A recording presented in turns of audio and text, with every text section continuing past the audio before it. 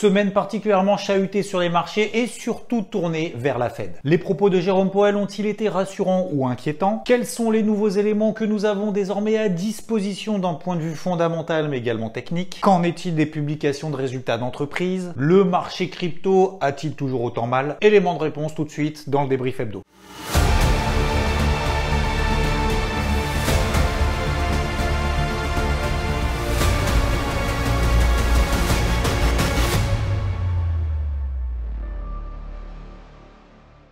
Avant la fête, j'ai réalisé une vidéo qui dure 7 minutes. D'ailleurs, vous avez bien apprécié et je vous en remercie. Ça a permis de poser les bases avant. Actualisons tout ça. Premier effet qui se coule, 20h. Jérôme Powell ne relève pas ses taux et c'était attendu par la très grande majorité du marché. Deuxième effet qui se coule, le discours du patron de la Réserve fédérale américaine qui va répondre à toutes les questions que tout le monde se pose. Quand est-ce qu'on va relever les taux? À quel rythme? Est-ce qu'on va tâcher de réduire le bilan exorbitant de la Fed qui est gonflé à bloc depuis des années à plus de 8000 milliards de dollars? Est-ce que l'inflation va continuer à accélérer? Parce que là, c'est vrai qu'on en a marre, hein, tous les prix qui s'envolent. Je vous propose donc ici, en exclusivité mondiale, rien que pour nous, le discours intégral de Jérôme Powell.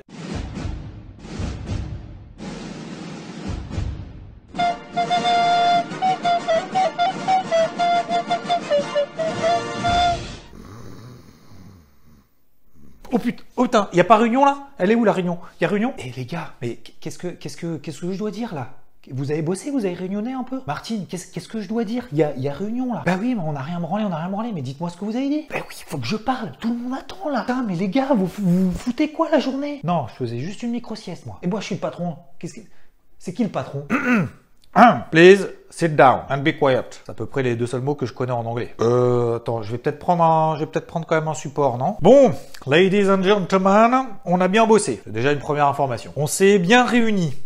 C'est une deuxième information du coup. Et voici nos conclusions simples. Et là, je sais pas si c'est une information du coup. Qui sont claires et précise. Precision. L'inflation, oulalalala, ça monte. Voilà. Mais à culpa, je me suis trompé il y a quelques semaines, c'est bon, je vais pas le répéter. Ça monte tellement que ça peut monter encore. Mais c'est pas sûr. Ensuite, nous avons la croissance en Chine. Bon, c'est vrai qu'en Chine, disons qu'ils sont un peu carrés quand même. Disons qu'ils sont un peu stressés. Ils ont mis en place une espèce de politique zéro Covid. Alors que bon, je suis pas expert dans le domaine, mais disons que Omicron, you know. Forcément, du coup, ça va un peu nous gaver en termes de business, hein, parce que du coup, vu qu'ils sortent pas trop, ils business moins de consommation, tout ça, disons qu'on va être un peu impacté. Donc, notre croissance, du coup, en termes de prévision, on n'est pas sûr, sachant qu'en Europe, parce qu'on a parlé de la Chine, mais en Europe, c'est pas des flèches. Voilà. Ensuite, nous avons quoi? L'emploi. Bah, c'est pas mal, c'est bien.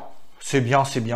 On va continuer à trafiquer les chiffres correctement. Et puis disons qu'on n'est pas loin du plein emploi. A priori, tous ceux qui veulent bosser ont un boulot. Quand même déjà pas trop mal. Ça, c'est grâce à Bibi qui injecte des milliards. En conclusion, messieurs, dames, ladies and gentlemen, en termes de remontée des taux, peut-être qu'on va les remonter en mars, puis en mai, puis peut-être 4-5 fois en 2022. Mais peut-être pas.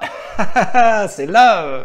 Bah oui, ça va dépendre de comment ça évolue. En termes de fin de QE, quantitative easing. La remontée des taux, alors écoutez bien, parce que c'est très subtil. Et c'est là-dessus vraiment où on a planché pour vraiment trouver des termes. La remontée des taux ne se fera plus de manière graduelle, mais de manière régulière. Pour ceux qui n'ont pas compris, parce que je vois qu'il y en a quand même 2-3 qui tirent la gueule là, c'est très simple. Régulier, ça se situe entre graduel et mesuré. Putain, bah, les gars, achetez un dictionnaire, c'est pas compliqué, vous prenez un dictionnaire. Des questions? Question? Oui, monsieur Powell, est-ce que graduel, ça veut dire qu'à chaque réunion, vous allez remonter les taux directeurs? Il est complètement con, lui, il a rien compris. C'est très simple. Ça veut dire que je me laisse le bénéfice du doute et la liberté de la décision autant que faire se peut si toutes les conditions sont réunies. C'est tout dans le rapport, là. Voilou. Point. Ce que je vais faire, c'est que je vais publier le rapport, là, parce que... rien capté quoi. Franchement, comment on s'est pris la tête pour faire cette réunion. Donc le rapport, moi, ce que je vais faire, c'est je vous l'envoie. je le publie sur le site de la Fed et on se retrouve bientôt.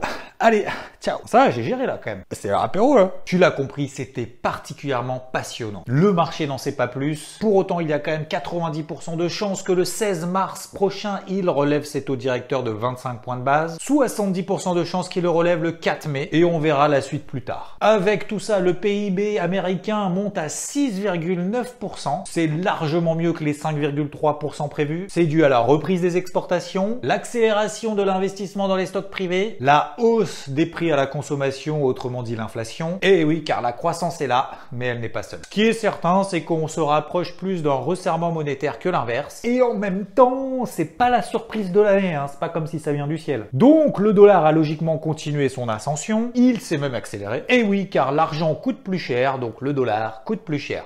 Je simplifie. Le pétrole, on a également fait une courte vidéo là-dessus, continue lui aussi son ascension à l'assaut de nouveaux records depuis 2014, nouveau record annuel cette semaine. Au-delà que ce soit la tendance qui est en place depuis maintenant plusieurs semaines et même plusieurs mois, c'est aussi alimenté par les tanks russes qui commencent à se déplacer vers l'Ukraine. Parce que les tanks, ça consomme. Ah non, c'est parce que les tanks, ça crée des tensions. Ouais, les deux, ça marche. Et c'est aussi parce qu'à un moment donné, si en Europe, il n'y a plus de gaz, comment on va se chauffer? Bah, peut-être avec du pétrole. Et vu que le dollar américain a continué son ascension, ça a provoqué un effet mécanique de baisse de l'euro contre le dollar. C'est pas faute d'en parler depuis maintenant plusieurs semaines et même plusieurs mois. La tendance est baissière depuis 9 mois et à chaque fois qu'on a des phases de latérisation, plus de chances de déboucher dans le sens de la sortie de la tendance précédente, donc par le bas. Même si certes on commence à s'approcher de cette grosse zone mensuelle sur les 1,07. Et qui dit hausse du dollar, dit baisse de tout ce qui est libellé en dollars, notamment les métaux précieux, l'or et l'argent. L'argent pour laquelle, je te rappelle, je suis sorti de mes positions acheteuses, je l'ai travaillé en bas, je l'ai allégé de moitié en haut, sur cette grosse zone daily, enfin je l'ai pas deviné hein, comme ça, hein, c'est le point haut. J'ai remonté ce qu'on appelle un stop loss win, il s'est déclenché, on retourne au milieu du range et je retravaillerai probablement à l'achat lorsqu'on reviendra en bas de cette zone. Bon bah vu qu'on a fait déjà la moitié de la partie technique, je propose qu'on lance le jingle technique. Comme ça on fait le point sur les indices. C'est n'importe quoi ce débrief.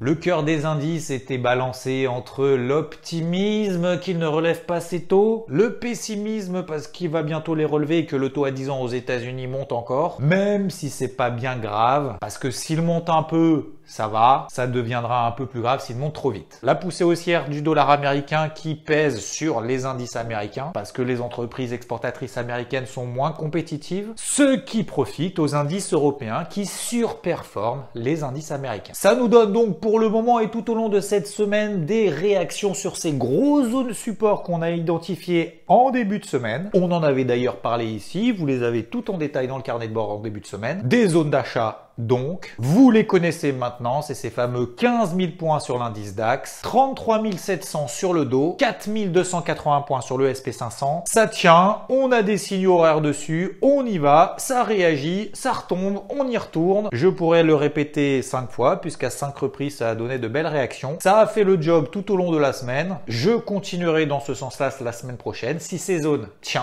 Et surtout, si on a des signaux dans ces zones. Même zone, même sens, même combat. Le seul qui était pas au top, alors il subit, comme tu le sais maintenant, cette hausse des taux aux États-Unis, c'est notre fameux Nasdaq qui a plongé sous les 14 400 points, sous cette précédente zone support, qui a fait cette semaine office de résistance, notamment en horaire. Je l'indiquais d'ailleurs en début de semaine au travers du carnet de bord, avec des ventes intraday privilégiées sous les 14 400 points. D'ailleurs, il n'y a plus que 30% des actions du Nasdaq qui sont au-dessus de leur MM200. C'est cette moyenne mobile à long terme qui, si elle est enfoncée, nous montre qu'il y a un retournement de marché. Et d'ailleurs, globalement, l'allocation en termes de valeur technologique aux États-Unis est au plus bas depuis 2008. Et ce type d'info, c'est pas sur du court terme parce que les sociétés de gestion, lorsqu'elles agissent sur le marché, ce ne sont pas des réactions sur 2-3 jours. Elles analysent, elles réfléchissent et leurs allocations et leurs stratégies sont réalisées sur plusieurs trimestres, voire même au-delà. C'est donc un petit signal que nous donne le marché, que ce soit d'un point de vue technique, d'un point de vue fondamental et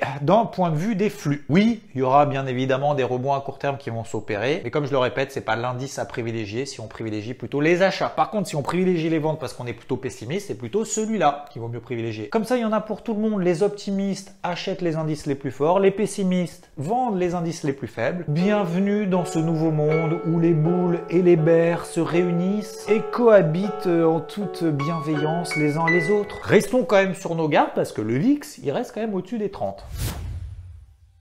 Orpea, tu le sais, probablement est sous le feu des projecteurs cette semaine, dans le mauvais sens du terme. L'action a d'abord été suspendue à la suite de la publication du livre Les Fossoyeurs. Et puis en quelques jours, l'action a perdu 50% de sa valeur. 2,5 milliards d'euros de capitalisation envolée. C'est là où toutes ces notions de critères ESG prennent leur sens. Dès qu'il y a des poursuites, d'accusations ou toute crise dans la gouvernance, la note est réduite et les investisseurs vont de plus en plus scruter ce type de notation pour prendre leurs décisions. SAP, qui est la plus grosse pondération de l'indice allemand DAX, a publié. Elle a perdu 10% cette semaine avec une publication de résultats sous les attentes. C'est notamment lié à sa prévision de flux de trésorerie disponible, le free cash flow, qui était nettement sous les attentes à 4,5 milliards d'euros. Boeing reste dans le rouge après ses défauts de fabrication, arrêt des livraisons du 787, coût de la facture 3,5 milliards de dollars. C'est une grosse facture. Perte nette en 2021, 4,9 milliards de dollars pour un chiffre d'affaires pourtant de 62 milliards. Apple, tout va bien. On achète toujours autant d'iPhone, le 13, le 14, le 22, c'est bon, on achète. L'action est d'ailleurs quasiment la seule qui n'est pas dans le gouffre du Nasdaq. Quasiment 124 milliards de dollars de chiffre d'affaires sur le trimestre. En 3 mois. En plus de ça, c'est mieux que prévu. Et dans ces 124 milliards, il y a 71 milliards de dollars qui est lié à l'iPhone. Pour un bénéfice net dans la poche, après avoir payé tous les charges, tout ça, 35 milliards de dollars sur 3 mois.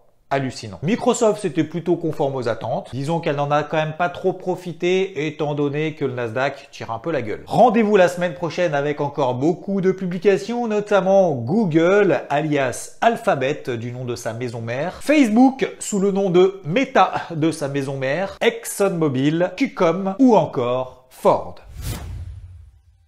Pas de changement particulier après la Fed, puisque l'ensemble du marché reste relativement corrélé au marché traditionnel. On l'a vu mercredi avant la Fed, et ce depuis maintenant plusieurs jours. Alors c'est vrai qu'il y a beaucoup d'impatience, il y en a beaucoup qui sont en train de craquer parce que ça remonte pas assez vite. Mais je le répète encore, rien n'a changé depuis une semaine. Il y a moins de volatilité, même s'il y aura toujours des pics, des sueurs froides, des sueurs chaudes. Et tout ce que j'ai évoqué dimanche dernier, ça reste intact. Autrement dit, la capitalisation totale est toujours coincée dans un range entre mèche basse et mèche haute, coincé entre deux bornes, tout comme d'ailleurs le Bitcoin, l'Ethereum et toutes les centaines d'autres cryptos de manière générale. Il faudra en effet déborder ces grosses zones de résistance daily pour libérer un potentiel un peu plus intéressant en swing et donner un petit peu plus de dynamisme soutenu. En effet, il faudra déjà passer au-dessus de cette MM20 daily en bleu qui correspond également aux précédentes zones de support, que ce soit les 40 000 sur le Bitcoin et j'en passe. Ce qui est intéressant quand même, c'est de remarquer que celles qui se sont faites massacrer rebondissent un petit peu plus que les autres, qui étaient plutôt soutenues jusque-là. Disons que c'est comme l'image d'un élastique. Il s'est énormément tendu, et l'élastique sur lequel c'est beaucoup plus tendu sur certaines que sur d'autres, est en train de se relâcher. Donc du coup, il se relâche beaucoup plus vite. Ça n'enlève rien au fait que les fortes le restent si on regarde toujours des unités de temps daily et weekly et qu'il faut aussi relativiser en comparant certes avec leurs variations depuis les récents plus hauts, enfin les records historiques, mais dans ce cas, faut aussi le faire par rapport au plus bas de cet été, au plus bas de 2021. Mais surtout observer les tendances sur des unités de temps daily et weekly exclusivement, ça sert à rien d'être sur des unités de temps plus courtes. Donc oui, il va falloir de la patience. Oui, je suis pas certain que ce soit maintenant qu'il faille lâcher. Et oui, il faut encore se battre. Soit on est ultra actif parce qu'effectivement il y a très peu de volatilité, donc il faut faire des opérations encore plus courtes et ça peut paraître épuisant, ou attendre que la situation se décante en daily. C'est l'heure du like si ça vous a plu, de vous abonner si tel n'est pas déjà le cas et surtout aussi d'activer la cloche parce que la semaine je publie quelques vidéos. Ne pas oublier les likes parce que c'est vrai que je le dis pas forcément tout le temps, mais c'est quand même ce qui permet aussi de nous motiver. D'ailleurs bientôt on devrait level up comme promis en fin d'année dernière. J'en dis pas plus et à très vite dans le courant de la semaine. Et pour vous tous qui êtes en première le dimanche à 10 h, un grand merci de votre présence systématique et de votre fidélité. Ciao!